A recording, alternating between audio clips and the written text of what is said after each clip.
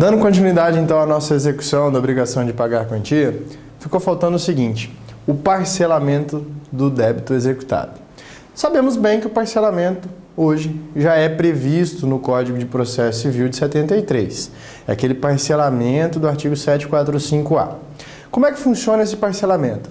No prazo dos embargos, o executado ele comprova o depósito de 30% do débito atualizado. Então, se é uma execução, por exemplo, de R$70 mil, que é acrescido de custas, honorários advocatícios, despesas processuais, atinge, por exemplo, um montante de R$100 mil. Então, o débito é de 70, mas o valor total da execução atualizada é de R$100 mil. No prazo dos embargos, o nosso executado vai requerer o parcelamento citado, juntado aos autos de citação 15 dias, requer o parcelamento depositando 30%, ou seja, se o débito atualizado é 100 mil, 30 mil reais. O saldo devedor persiste, podendo ser parcelado em até 6 vezes a seu critério. Então ele vai optar parcelar em mais uma de 70% ou duas de 35%, enfim, ele que vai optar pelas parcelas atingindo um montante máximo de até 6 parcelas. Cada uma dessas parcelas terá vencimento mensal, com valor igual e consecutivo. Então, nós vamos pegar essas parcelas e do dia que o nosso executado requerer o parcelamento, ele já sabe qual é o vencimento da primeira parcela, da segunda, da terceira, quarta, quinta, até a sua sexta parcela. Essas parcelas elas têm que ser atualizadas com correção monetária e com juros de 1% ao mês a partir da data do requerimento do parcelamento e devem ser comprovadas no processo no prazo de vencimento, sobre pena de revogação do benefício do parcelamento. Apresentado o pedido de parcelamento pelo nosso executado, o nosso exequente é então intimado para se manifestar no prazo de 5 dias. Isso é uma novidade. No 745-A do CPC de 73 não existe essa possibilidade. Aqui o nosso executado ele vai ser intimado para quê?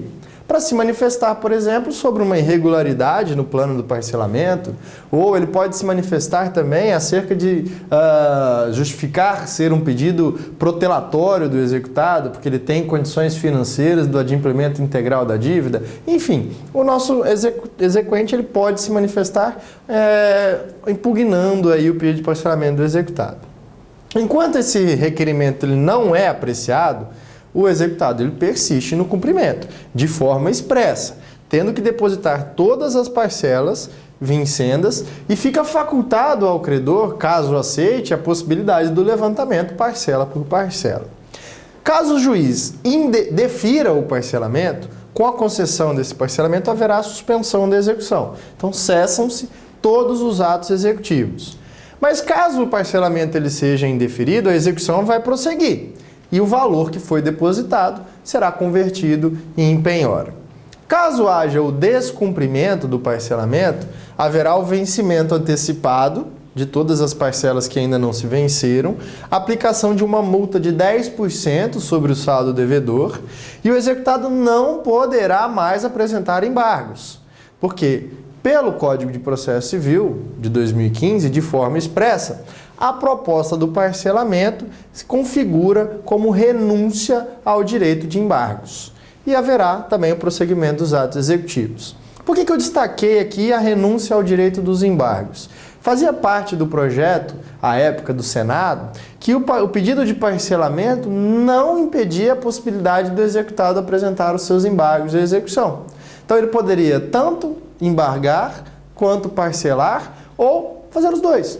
Então, o nosso legislador achou mais interessante retirar isso do Senado, e aqui eu tenho que concordar com o nosso legislador, e hoje, de forma expressa no CPC de 2015, o pedido de parcelamento se torna um ato incompatível com o direito de oferecimento de defesa, oferecimento de embargos. Uma observação muitíssimo importante sobre esse parcelamento. Não são raras as decisões judiciais em que, por aplicabilidade subsidiária da execução do título extra em relação ao título judicial, há concessão do parcelamento no cumprimento de sentença. São várias decisões espalhadas pelo Brasil, em que, inclusive nos tribunais superiores, em que é autorizado este parcelamento no cumprimento de sentença. O nosso legislador, de forma expressa, vedou o parcelamento em relação ao cumprimento de sentença. O disposto nesse artigo não se aplica em relação ao cumprimento de sentença. Se aplica exclusivamente na ação de execução do título executivo extrajudicial.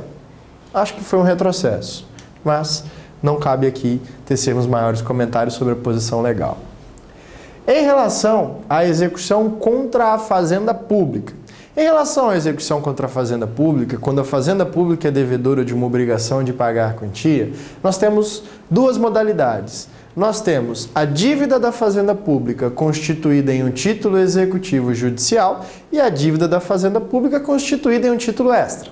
Se houver a dívida em título judicial, a execução se fará por meio do cumprimento de sentença. E não é essa parte do processo que nós estamos estudando agora. Mas, se o título for extrajudicial, seguirá essa execução que eu vou apresentar para vocês a partir de agora. Proposta, então, a ação de execução contra a fazenda pública, crédito com base em título extrajudicial, então, a fazenda pública será citada não para pagamento.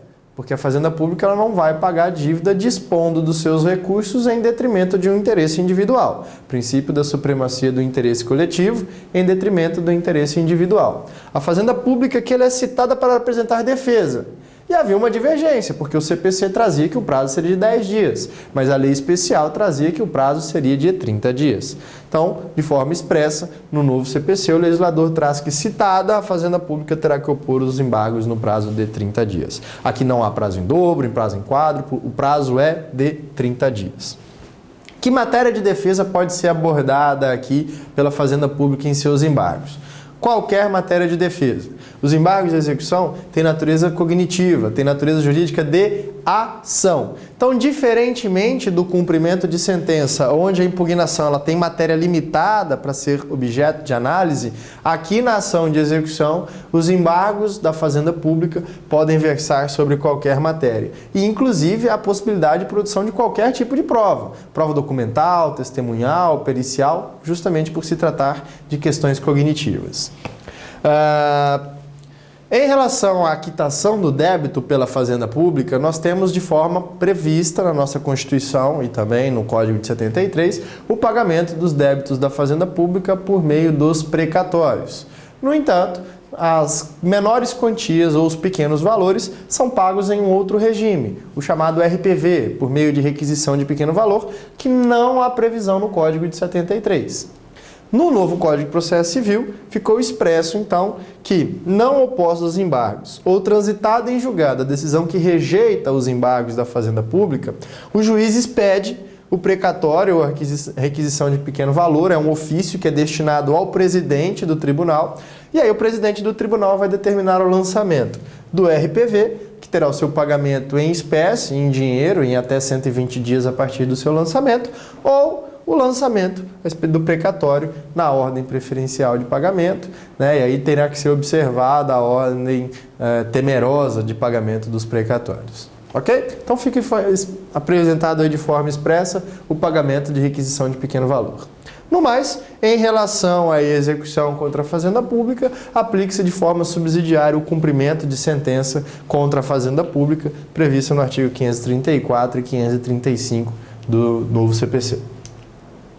Em relação à execução de alimentos, também, por se tratar de uma execução especial, nós temos duas modalidades. Nós temos a possibilidade do débito alimentar estar previsto em um título executivo judicial e a possibilidade do débito alimentar previsto em um título extrajudicial. Pelo Código de 73, se os alimentos fossem previstos por decisão judicial, seja por decisão antecipatória, decisão final, decisão homologatória, poderia o credor alimentar manejar a execução do 732 ou do 733. 733 é aquela que acaba a prisão do executado. Ocorre que, se o débito alimentar estivesse previsto em um título extrajudicial, não era aceita a execução com pena de prisão do executado. Então ele teria que demandar a ação de execução como se fosse a cobrança de qualquer outra dívida materializada em um título executivo extrajudicial. É como se fosse um cheque. O novo legislador acaba com isso. Embora ele tenha dividido a execução dos alimentos previsto no título executivo judicial, ou seja, o cumprimento de sentença dos alimentos, ele também previu a possibilidade da ação de execução de alimentos quando esses alimentos estiverem previstos em um título extrajudicial. Na execução fundada em título extrajudicial, que contém obrigação alimentar, o juiz mandará citar o executado para, em 3 dias, efetuar o pagamento das parcelas anteriores ao início da execução e as que se vencerem no seu curso, provar que já fez ou justificar a impossibilidade de pagamento. Primeiro questionamento em relação a esse dispositivo. Essa espécie de execução, ela versará sobre qualquer dos alimentos já vencidos? Quando a gente analisa o cumprimento de sentença dos alimentos, o legislador, de forma expressa, prevê que são os 3 últimos vencidos antes do requerimento da execução. Quando a gente trabalha pela súmula 309 do STJ em relação ao Código de 73, a súmula do STJ também fala dos 3 meses vencidos antes do ajuizamento da execução. E aqui na execução do título extra de alimentos, o nosso legislador foi omisso. Novamente, então, teremos que aplicar a súmula 309 do STJ. Para que haja execução dessa forma, em que haja a possibilidade de prisão do executado no caso do não adimplemento do débito alimentar, será necessário que o crédito alimentar exequendo seja os 3 últimos meses vencidos antes do ajuizamento da execução, mas aqueles que se vencerem no curso do processo. E em relação a esses alimentos firmados em título extrajudicial, questiona-se, e aí há uma omissão legal, os alimentos fixados a título de responsabilidade civil, aquele que decorre do ato ilícito, ele pode ser objeto da execução sob pena de prisão do executado? O nosso legislador não responde essa pergunta. Os nossos tribunais já têm manifestação nesse sentido.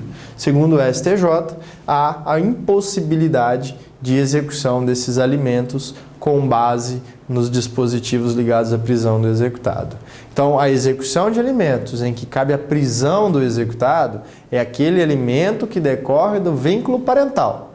Alimentos que decorrem de responsabilidade civil não podem ser executados dessa forma. Serão executados como se fosse qualquer outro tipo de crédito, com a citação do executado para efetuar o pagamento sob pena de penhora. Prosseguindo, o nosso legislador fala na aplicabilidade subsidiária do cumprimento de sentença do alimentos, que traz o quê? Causas em que pode ocorrer a prisão do nosso devedor caso o débito não seja pago em 3 dias. Caso de não pagamento ou do não acolhimento da sua justificativa. Foi citado para pagar, não pagou, não provou que o fez, ou não foi acolhida a sua justificativa, vai para o xilindró. Prazo de prisão. O decreto de prisão deve ser expedido de 1 a 3 meses, a critério do juiz. Regime, de forma expressa, em regime fechado, separado dos presos comuns. Confesso que tenho uma crítica, porque o nosso sistema prisional é crítico. E eu enxergo certa dificuldade de colocar o preso decorrente da prisão de alimentos, da prisão civil, dos demais presos por organização do nosso sistema prisional. Talvez seria uma hipótese de tentar aí uma migração do regime, né, do regime fechado para o regime semiaberto, enfim. Mas isso vai caber para discussão nos casos concretos.